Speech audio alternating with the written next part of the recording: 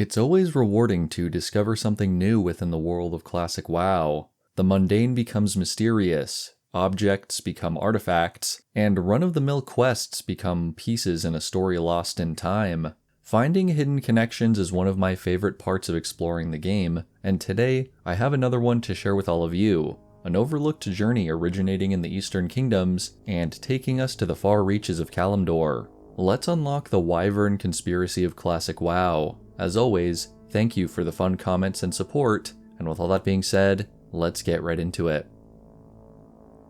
Menethil Harbor is one of the most important hubs of trade and travel for Alliance players, tucked away on the rainy coast of the wetlands. Here, the sailor Red Jack Flint can be found inside the keep, inviting eager adventurers to embark on a journey across the sea. He encourages you to seek out his partner, Fiora Longears, a high elf on Theramore Isle who can point you on the right path. If you're a human, dwarf, or gnome leveling up here, this will likely be one of the first quests to take you across the Great Sea to Kalimdor, and it's something of a rite of passage on your leveling journey to venture to the other continent for the first time. Arriving in the murky Dustwallow Marsh and stepping onto the docks of Theramore, you can track down Fiora at the inn, where she gives you the following advice.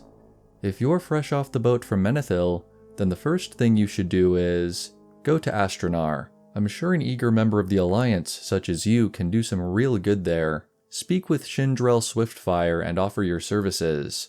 But don't bother mentioning who sent you. Shindrell does not know me. Already some rather suspicious dialogue to start off with today. The elf seems to know this Shindrell Swiftfire, but doesn't want to be known to her. Curious. Traveling to the north, through Dustwallow and the Barrens, you'll find yourself within the twilight boughs of Ashenvale, the sacred forest of the Night Elves. Astronar is the main elven settlement here, and it's here where you'll find Shindrell. After proving yourself by taking care of the Naga that have infested the Zoram Strand to the west, Shindrell's final quest brings us to the main topic of today's video, the Wyverns.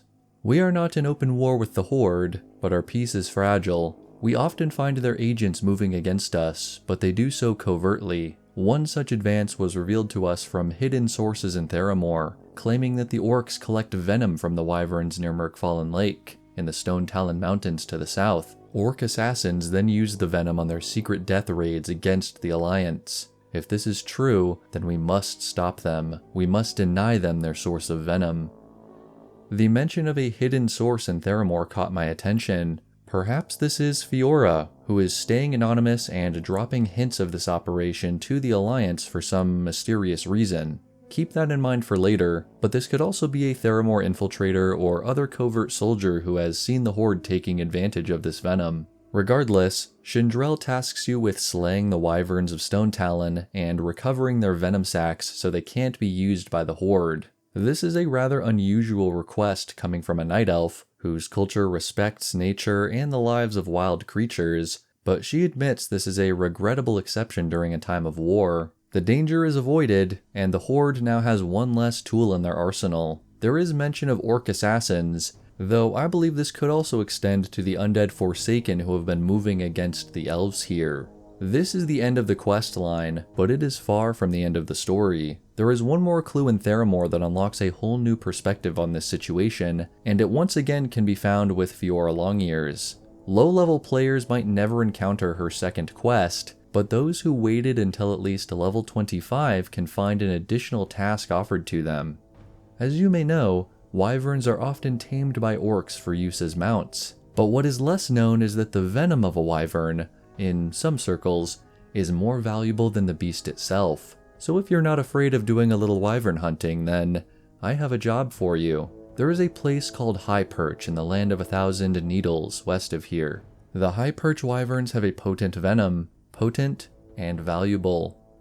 This is essentially the exact same quest that Shindrell gives you, just with a different destination and a different intent behind it. Merkfallen Lake and High Perch, two places where wyvern venom is readily available, both targeted by Alliance players who understand the ludicrous and deadly nature of the product.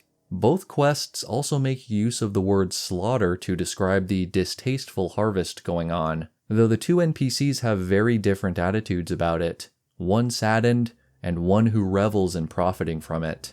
It's troubling that Fiora seems to understand this black market and is actively participating in it, which brings us to the crux of today's video. Why would the High Elf point you toward Shindrell and Ashenvale, who goes on to have you thin the Wyvern population at another prime spot for the venom? It seems counterproductive to her mission, but I think I've found a theory that fits really well. Fiora, while friendly to Alliance players, is actually a key figure in this black market, coordinating shipments of this venom and eventually distributing them to the Horde.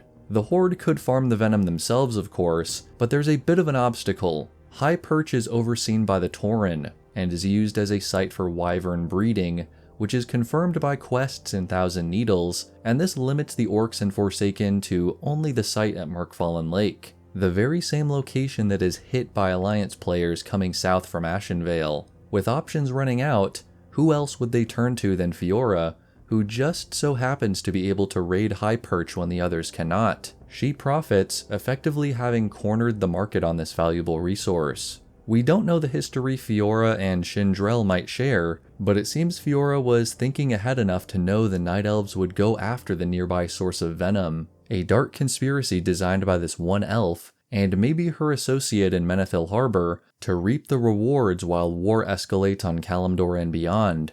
The final details I want to end on today are the convoluted changes that happened to this quest in TBC and Wrath of the Lich King. Compared to the vast majority of classic quests that stayed the exact same as these expansions progressed, updates to the vanilla game world have upset the flow of this story. In the Burning Crusade, Fiora was relocated to Aberdeen, with Red Jack Flint instead telling players to board the boat from Menethil to the new destination. This happened as a part of the Dustwallow Marsh revamp in patch 2.3, which I covered more in depth in this video. During Wrath of the Lich King, the introduction of Stormwind Harbor brought changes to the boat paths for the Alliance. Instead of starting in Menethil Harbor, players could reach Aberdeen directly from Stormwind. It seems Blizzard didn't want to move Red Jack Flint to the capital or reword the quest for a second time, as they seem to have cut the Breadcrumb quest and the follow-up journey to Astronar from the game, though the two Venom quests are still available if you know where to find them. There was a lot of conflicting info on the forums,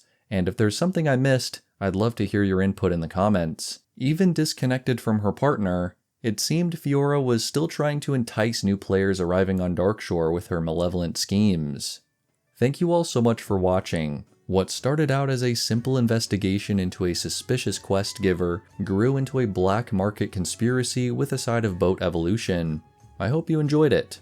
A special thank you to my channel members who provide bonus support for these videos, and until next time, may the Force be with you.